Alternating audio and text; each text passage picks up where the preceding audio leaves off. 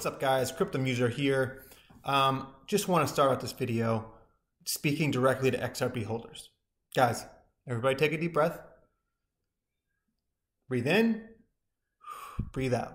Guys, we need to stop looking at this short-term price action and start looking at the big picture in all this.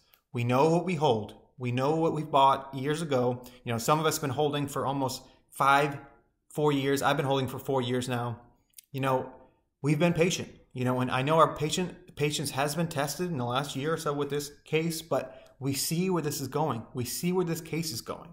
We see that the SEC is being shown to be this corrupt, you know, BS agency, and Ripple is owning them. Ripple will win this case. There will be a settlement, and XRP will get past its all-time high and shoot up to $10, $15. Who knows? The sky's the limit, obviously. But we need to stop looking at this short-term price action. We need to stop listening to all this noise out there. Step outside the box, guys, and remember why you got into this, you know, asset class in the beginning and why you got into XRP in the beginning. It's because you knew where this was going. You knew that XRP had the tech. You knew that it was going to be the bridge currency in the future of international payments. You knew where Ripple, the company, was going. You know the partnerships they have. You know everything. If you've researched like I have in XRP and Ripple, you know where this is going. So please, guys, you know, just stop listening to all the FUD. Stop listening to all the noise.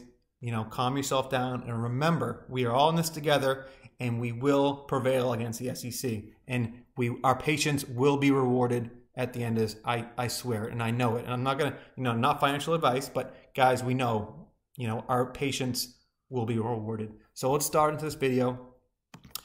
Johnny Deaton, rockstar XRP community attorney that he is, finally came out with an option for international XRP holders to join this petition, basically to start an investigation against the SEC, basically. So now international XRP holders can sign this petition. Go on cryptolaw.com, and you guys can now join this lawsuit with U.S. holders. So huge deal. You know, this just adds more and more pressure to the Congress to start this investigation. So, you know, kudos to John Deaton. You know, this guy has really gone, you know, far and beyond, you know, anybody's expectation on all this. You know, I think they need to make a statue of this guy by the end of this. So just wanted to put that out there, guys. Great for international XRP holders. You know, huge deal.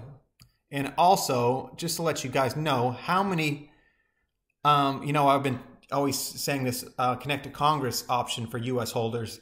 Now that we have, I think, okay, up here, I have no way to know, but we have 20,000, almost 21,000 messages have been sent to U.S. senators and representatives, guys. Almost 21,000. This is unbelievable. This is exactly what we need to do. We need to keep this up. You know, like I said before, I send a message every week.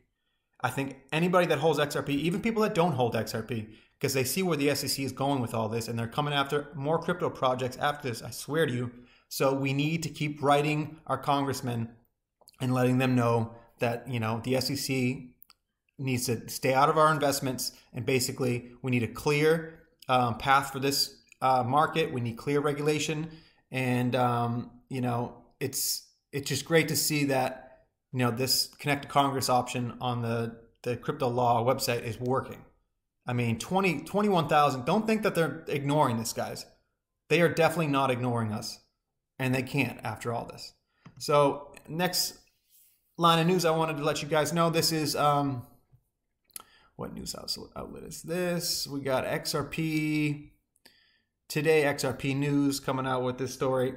This has been all over Twitter too. Ripple and XRP Army giving the SEC hardest time in court ever. U.S. Blockchain Association head of policy. According to a top person in the U.S. Blockchain Association, Ripple is fighting with the SEC to the death, unlike those who have chose a safe deal, including Elon Musk. Prominent XRP holder XRP Crypto Wolf stated that Ripple Labs and the entire XRP Army are giving the SEC the hardest fight of their careers, citing a recent tweet by policy chief of the U.S. Blockchain Association, Jake Chervinsky. Almost 20 hours ago, Chervinsky pointed out that regardless of what the crypto community may think of Ripple as the company and XRP as the cryptocurrency, they can admit two things. Ripple has been fighting against the SEC in court, showing no mercy for the securities regulator.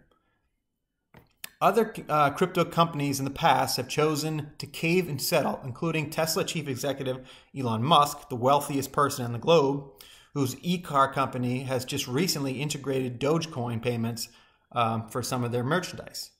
Among the companies and crypto influencers sued by the SEC earlier are Block One, Kick, Stephen Kinn, founder of Virgin Capital crypto fund, as well as the late John McAfee.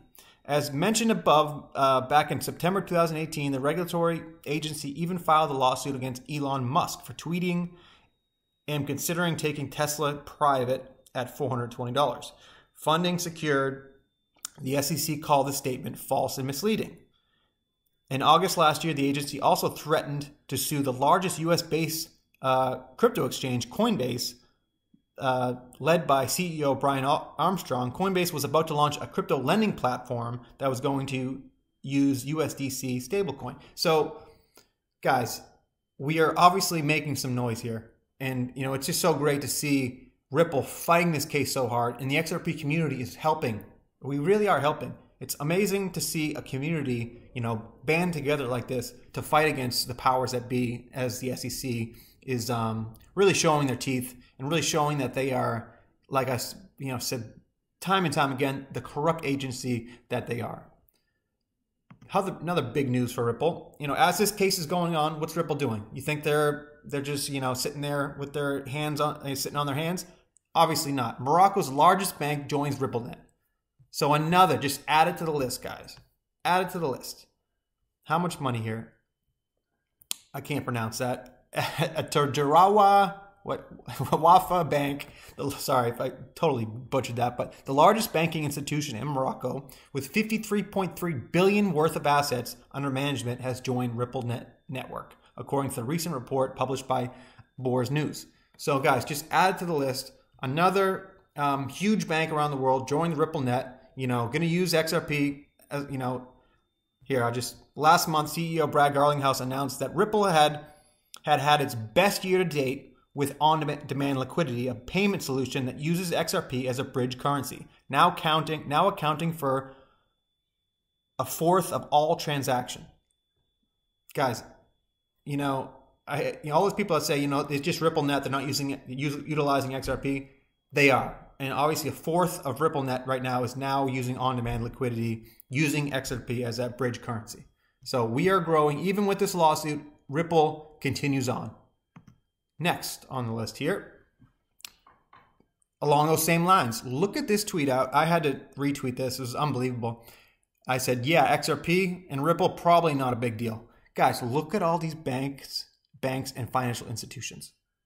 I mean, are you kidding me? I think it's over 300 now. I mean, like I said, you think Ripple and XRP are going to go away? You think the SEC has the power to just kick them out of the space? Obviously not. They have too much power. Look at this. We got Barclays Bank. We got DBS Bank. We got BNY Mellon, Santander. I mean, the list goes on. It's unbelievable, guys. Look at all. I mean, you're telling me that this is going nowhere? You're telling me that we're going to zero? You're telling me Ripple and XRP are going to get shut down? Guys, like I said in the beginning, take a deep breath, remember what you hold, and just know where this is going. Next, I have, so U.S. regulators must provide more clarity on crypto rules, says BNY Mellon CFO.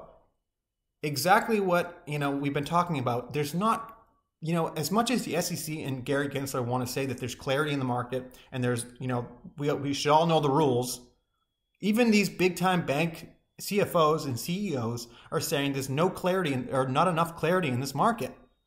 And I just want to read a couple things in this article just to solidify my argument here.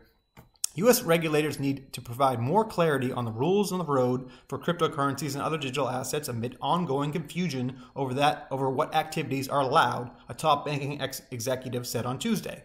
We're hoping for more clarity around digital assets, Emily Portnoy, chief financial officer of Bank of BNY Mellon. It's the country's 10th largest lender, by the way. Frankly, it's a bit confusing about who regulates digital assets and especially crypto. And of course, exactly what you can and cannot do. Portnoy said, speaking after the bank posted a 17% rise in fourth quarter profits. Portnoy's comments highlight growing frustration among banking industry executives as U.S. President Joe Biden's regulators have taken a cautious approach to digital assets. With cryptocurrency surpassing $3 trillion in market cap in November, banks are keen to enter the space, but many feel they cannot launch new products or expand existing offerings until the rules are clear. Guys, exactly what we've been saying. There's no clear regulation around crypto assets. And as much as the SEC wants to say there are, we all know there isn't. And, this just goes back to, Ripple's fair notice argument in this case. How are they going to know that they're doing something illegal if there's no clear and precise rules? So if we want to grow in this market, if we want to take this market to the next level, real regulation has to come in. And the SEC, I don't believe, is going to be the one to do it. I believe it's going to be Congress, the Justice Department.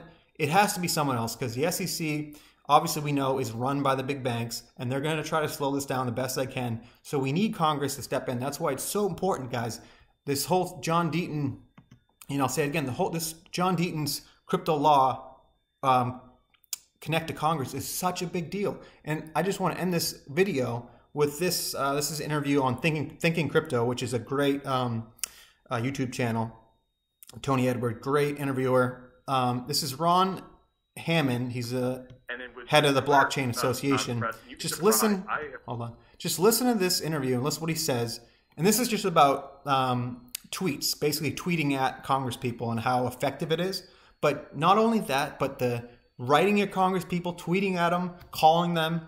Guys, this stuff works. So just listen to this interview, and then we'll try to end this video. Try to keep this video a little shorter than usual, but here you go. And then with the Twitter press, and you'd be surprised, I have gotten so many staffers and members of Congress talking about Twitter, for better or for worse. But that was a huge issue because I had regular staffers who I'm close friends with a lot of these folks. I used to work with them, being like, hey, our phones don't stop ringing, and I really don't like it. Can you please tell Twitter to be quiet because I don't even know what crypto is, but I'm getting calls 24/7. I think the record was 69,000 or something to that effect. It was crazy. Wow.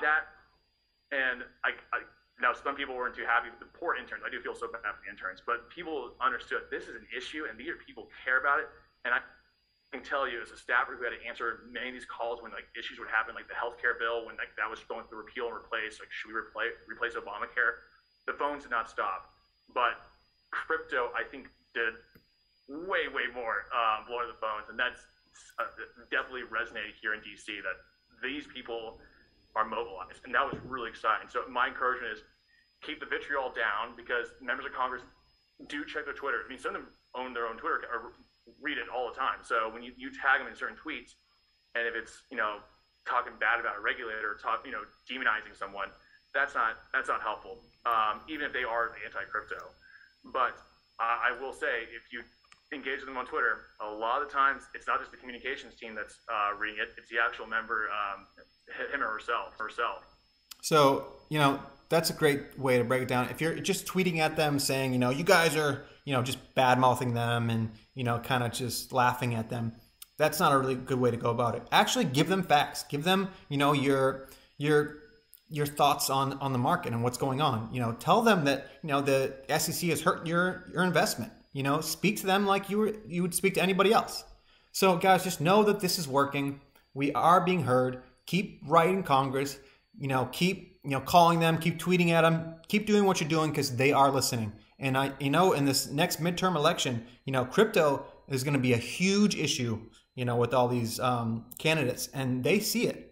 So know that your voices will be heard. So I will end the video there, guys. I hope you liked the content. Please like and subscribe. Just remember, I am not a financial, I'm not a financial, what is it? Let me get this right, guys.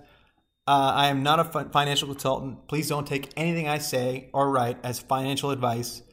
This is for entertainment and educational purposes only. Thanks, guys, and we'll see you on the next one.